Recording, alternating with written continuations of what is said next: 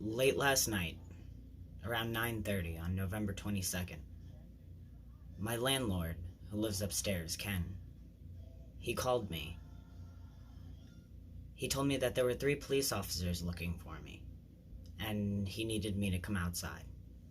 For 45 minutes in nothing but a t-shirt and sweatpants, in 35 degrees,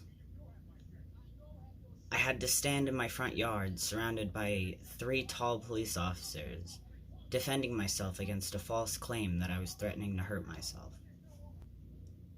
That claim was taken out of context from diary entries from August of 2020, more than a year ago. My intention was to give the diary to someone who used to love me, who doesn't anymore. To show them that I'm not really the monster that they made me out to be. I must have terrible aim because I missed my mark. Again. The diary was taken out of context and used against me.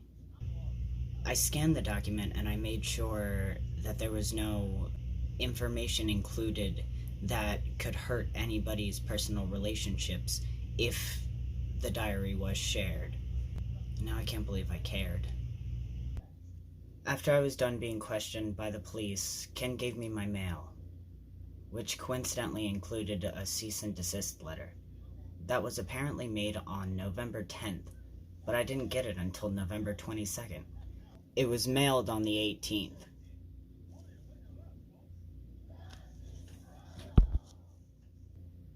If I had gotten the letter last week, I would have never sent the diary.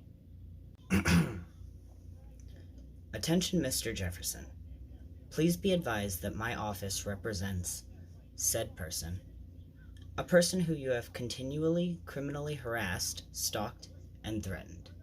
While I do admit that my desperation to make contact could definitely constitute for harassment, I haven't threatened anybody. Not recently, at least. And I'm absolutely not a stalker. But all of it stops today.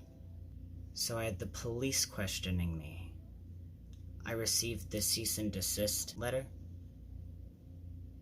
It took a lot for me to fall asleep.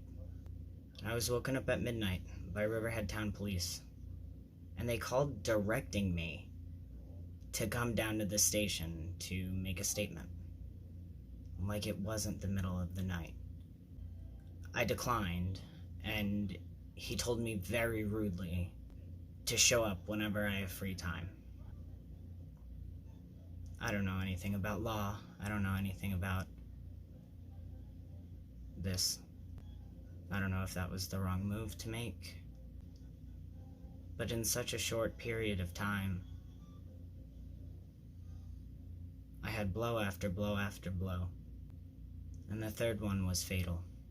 Up until now, I've cherished mementos and memories of my most recent relationship. She's the only person that I've loved, so it's understandable. It was my longest relationship. Even in face of its dysfunction, it was beautiful. But she's won. She's gotten what she wants.